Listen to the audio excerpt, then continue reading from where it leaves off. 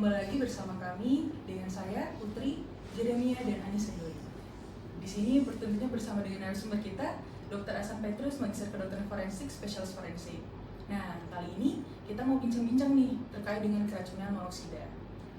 Yang ingin saya tanyakan dokter, apa sih dok keracunan monoksida itu dokter? Ya, keracunan monoksida adalah suatu kondisi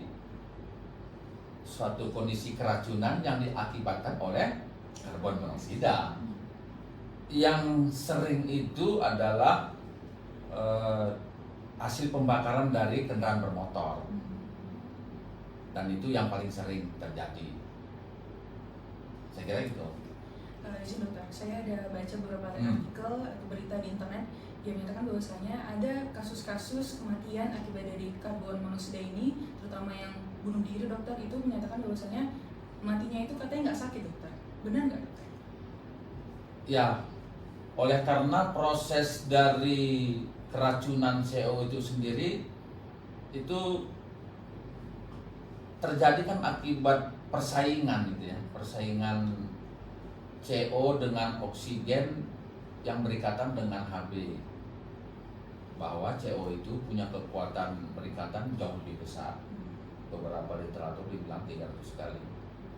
Dan kekurangan oksigen di sini yang secara perlahan-lahan tanpa disadari biasanya ya oleh si korban ini, dan yang mulai dari bawaannya mengantuk sampai ya memang meninggal karena asfiksia.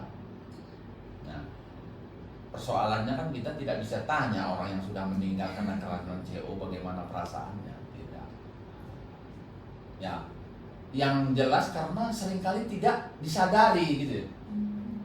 Orang-orang yang keracunan CO ini sebetulnya kalau memang ada sedikit suasana menyakitkan, mestinya terjadilah pencegahan itu. Tapi ternyata tidak seperti itu.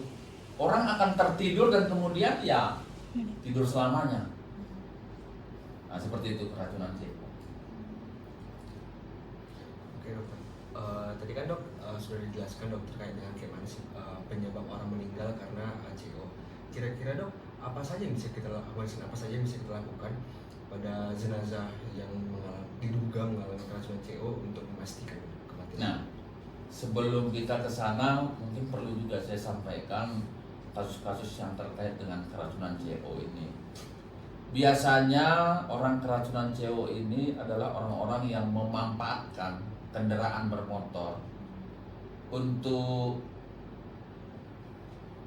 menyenangkan hatinya. Misalnya orang pergi ke pantai gitu ya, pergi ke pantai, kemudian mungkin karena panas gitu ya, dia ya di mobil saja dengan menggunakan AC mobil. Nah, ini yang sering terjadi, sehingga tanpa dia sadari dengan dinginnya AC dan faktor keracunan CO yang dia tidak sadari, di mana asap dari knalpot itu masuk ke dalam. Ya, mestinya kalau di tempat yang terbuka kecil kemungkinan itu, tapi bisa saja terjadi, terutama pada mobil-mobil yang mungkin ya tidak baru lagi lah, gitu ya, tidak baru lagi. Nah, yang kedua adalah karena lampu listrik mati. Nah, kita sekarang sudah tahu kali lah, apalagi di Medan ini, kalau udah lampu listrik mati, orang tidak akan bisa istirahat karena pasti panas. Apalagi dengan bangunan rumah sekarang kan bentuk ruko-ruko, nggak ada jendelanya. Maka masyarakat biasanya menggunakan genset atau generator. Nah, generator ini kan jadi seperti buah di malakama. Kalau ditaruh di luar, hilang generatornya. Kalau ditaruh di dalam rumah, nyawa yang punya rumah yang hilang. Dan itu yang terjadi tanpa disadari gitu ya, menggunakan genset di ruang tertutup, tanpa disadari asapnya itu masuk. Dan orang itu tertidur lelap dan akhirnya meninggal oleh karena keracunan CO tadi. Nah, apa yang mau kita periksa? Nah tentu selain dari anamnesanya tadi, tahu kita riwayatnya seperti itu. Yang kedua, dalam pemeriksaan fisik, nah sangat khas gitu ya dalam pemeriksaan fisik keracunan CO, terutama warna dari lebah mayatnya, ya, merah terang, dan tanda-tanda asfiksia. Hanya itu yang kita temukan. Ya.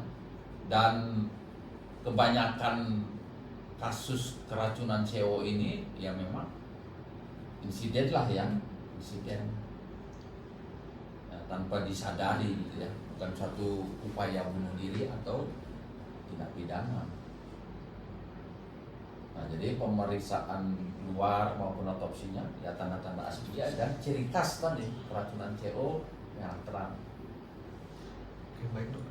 Kemudian dok, kan selain dari asap kendaraan motor, apalagi di Indonesia ini kan memang rawan terjadi kebakaran ya dok, baik itu kebakaran gedung atau kebakaran hutan. Nah, bisa saja orang yang kebakaran itu juga keracunan CO tadi. Iya. Nah, bagaimana cara kita membedakan dia itu meninggalnya karena keracunan CO atau karena kebakarannya itu yang duluan membuat si pasien yang meninggal? Beberapa kasus kita tidak bisa menjelaskan secara keseluruhan. Seperti saya bilang tadi, anamnesa kita perlu peristiwanya di mana. Nah kan bisa saja keracunan CO bagi petugas pemadam kebakaran hutan ya, pembakaran hutan bisa terjadi. Dan itu ya sekira di Android udah banyak itu. Orang yang berusaha untuk menghentikan kebakaran hutan justru dia terkepung gitu ya. Akhirnya dia meninggal karena keracunan itu. Termasuk juga orang kebakaran rumah atau ya bangunan lah. Salah satu penyebab kematiannya itu karena keracunan CO. Jadi asap itu kan mendahului dari api. Sebelum asap itu melalap semua, ya api dulu yang mengepul, asap dulu yang mengepul. Sehingga itu menjadi pusat perhatian kita ketika kita menerima jenazah yang dilaporkan karena terbakar. Belum tentu dia mati karena terbakar. Bisa sebelum dia terbakar, dia mati karena keracunan CO-nya dulu.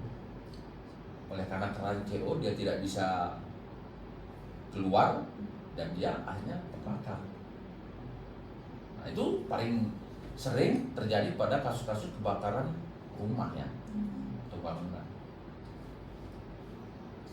Oke. Mungkin pertanyaan penutup nih dok. Jadi kan tadi udah dijelaskan banyak banget nih kejadian yang bisa mengakibatkan orang keracunan CO ya dok.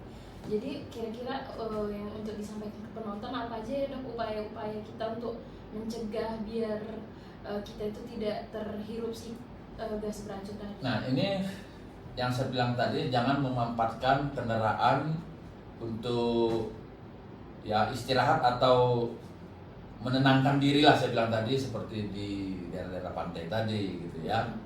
Nah yang kedua tadi yang mati listrik tadi, ya kita negara kita ini ya masih kita maklumin lah ya. Ada kalanya memang ada perbaikan-perbaikan dari PLN-nya sendiri sehingga perlu pemadaman beberapa tempat dan juga biasanya diumumkan. Tapi kita seringkali mengeluh oleh karena sudah terbiasa dengan fasilitas itu sehingga kita mencoba menggunakan genset atau generator. Nah, gunakanlah generator itu sesuailah, yaitu di daerah yang terbuka. Nah, daerah terbuka ini ya kalau misalnya kita punya rumah ruko mungkin di atas bisalah, ya mudah-mudahan nggak dimaling orang kan gitu, daripada nanti nyawa kita yang hilang, ya lebih baiklah gensetnya yang hilang kan gitu. Nah, saya kira itu yang menjadi pesan bagi penonton yang mungkin bermanfaat dalam upaya pencegahan keracunan CO. Tadi mungkin itu merupakan pertanyaan terakhir untuk podcast kita kali ini. Sebelumnya terima kasih banyak dokter atas kesempatan dan juga ilmunya. Semoga kita bisa menerapkan ya pesan-pesan yang telah dari dokter Hasan tadi sudah sampaikan. Mungkin itu aja dokter. Ya, Terima kasih. Terima kasih.